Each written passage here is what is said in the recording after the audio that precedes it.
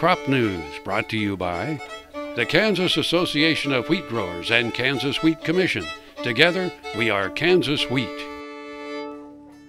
You're listening to Agriculture Today, and welcome back with yet another feature from the Governor's Conference on the Future of Water in Kansas. One of the hosts for the conference, along with K-State Research and Extension, is of course the Kansas Water Office, and the director of that office, TracyStreeter, is with us now. Tracy, you certainly were instrumental, as were your staff and others, in pulling this conference together. As represented by the huge turnout, it's an important matter, of course. What, as you went into this gathering, were you hoping to see achieved by this dialogue? Well, by asking Governor Brownback to consider hosting it and putting his name to the conference and making it a two-day event where we talked about policy on day one and more research and data the second day, which is kind of the carryover from our Water and Future of Kansas conferences. By bringing those together, we thought we could elevate water in the dialogue, and I always felt that there was a bit of a disconnect between what we were doing at the university level and with our science agencies on water and connecting that with the policymakers. And so that's kind of the concept of having the Governor's Water Conference, is to bring research and policy together, and so we can have a broader dialogue.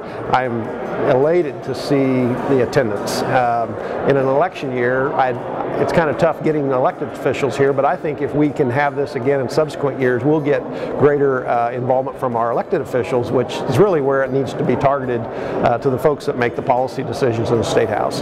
Do you think also that the elephant in the room, the drought, is part of the driver in the interest? Absolutely. I'm glad you brought that up, because I really think this is year two of drought over much of Kansas, and we're seeing some stress on our water supplies. I think that's absolutely why their level of interest is higher than it probably wouldn't have been ordinarily. Let's speak to that for just a moment. From your bird's eye view with the Kansas Water Office, how has the drought affected how the office approaches its tasks? Well, you know, we do advise the governor on drought issues, and you know, we're watching this drought kind of creep its way from the south and west across the whole state eventually last year, and certainly this year.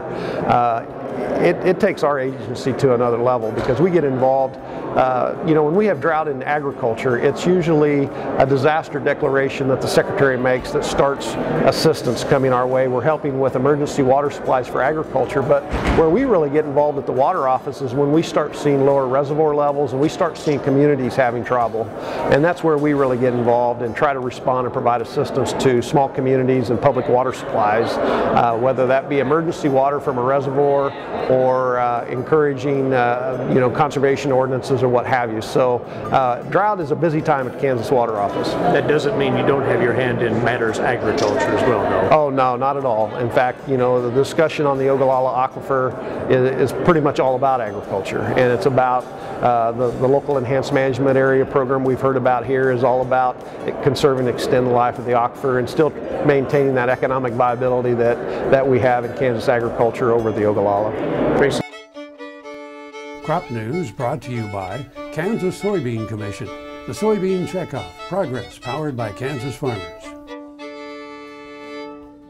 Since you bring it up, you just moderated a panel on the Ogallala and its future with several stakeholders speaking to that. And there are no simple answers here to preserving the Ogallala, but what do you think are the talking points that need to be further pressed? Well, Scott Foote with Hoxie Feeders was there talking about the Sheridan County LEMA, the Local Enhanced Management Area, and you know, they're farther along in the process and certainly on the cusp of being approved and implemented in 2013.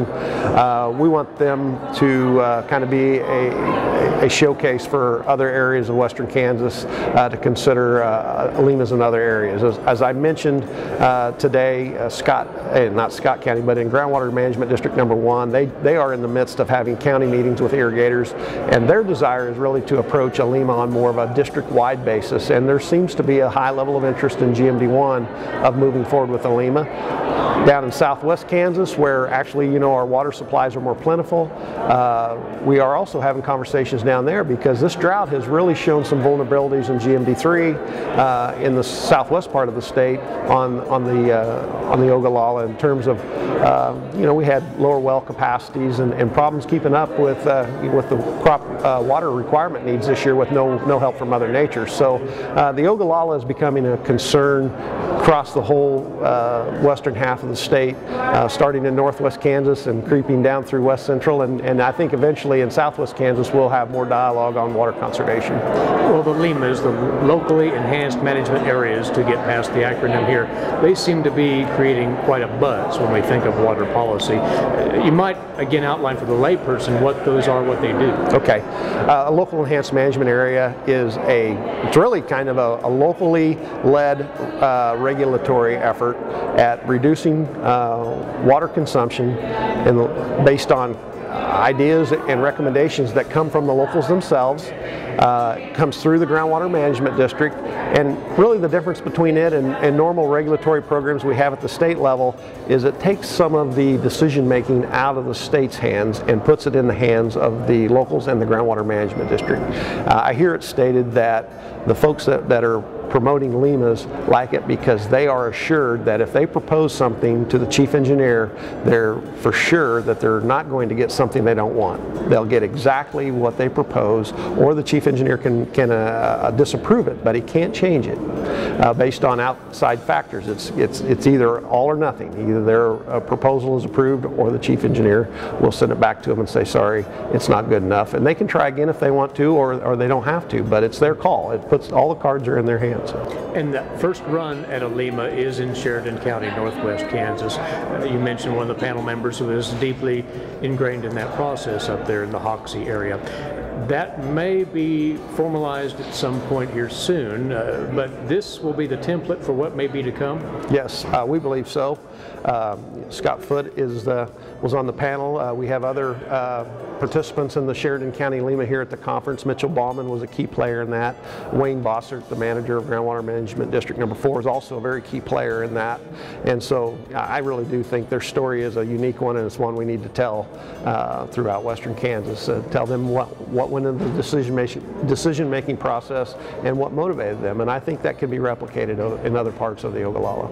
Tracy, for a moment, if you might, also on that panel concerning the Ogallala was discussion of crop insurance alternatives under limited irrigation circumstances. Now, Rebecca Davis from the Kansas office of the RMA spoke to that, but Kansas Water Office has been working with her agency on developing that potential, and you might speak to that. Sure, and it was much a larger effort than just the Water Office. Kansas State University had a big hand in that, as did our land-grant university to the north, the University of Nebraska, in coming up with some tools for RMA to use to come up with good estimates of how much water would take to meet a certain yield goal, and then adjust the crop insurance level accordingly.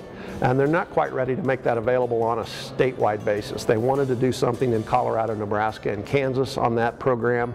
We had hoped in 2012, we had hoped in 2013, now we're hearing 2014.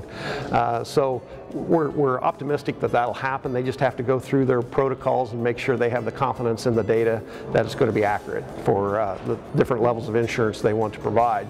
Now, that said, I was really encouraged by Risk Management Agency and Rebecca's comments about providing some individual agreements with the irrigators in Sheridan County if the LEMA goes forward, that they will be able to have a limited irrigation insurance program starting in the 2013 growing season via these agreements. And I think that'll be a good pilot project to show risk management how this can work. In closing here is that the dialogue doesn't stop at these doors at this conference, that it continues. That's absolutely correct. That's what this is all about, is to raise the level of awareness and start the dialogue. We're going to be agreeable to go talk to whoever wants to talk about conserve and extend the Ogallala. And of course, the other part of the conference we're focused on is some of our other drought issues we have in eastern Kansas relative to the reservoirs and the amount of sediment that we're storing in them. A pleasure, Tracy. Congratulations on the great turnout and the successful program so far at the conference. Thanks for your brief moments here. You're welcome, Eric, and I can't thank Kansas State University enough for their participation in co-hosting this effort with us. TracyStreeter. Tracy is the director of the Kansas Water Office, one of the lead co-sponsors of the Governor's Conference on the Future of Water in Kansas, co-sponsored by K-State Research and Extension as well this week here in Manhattan.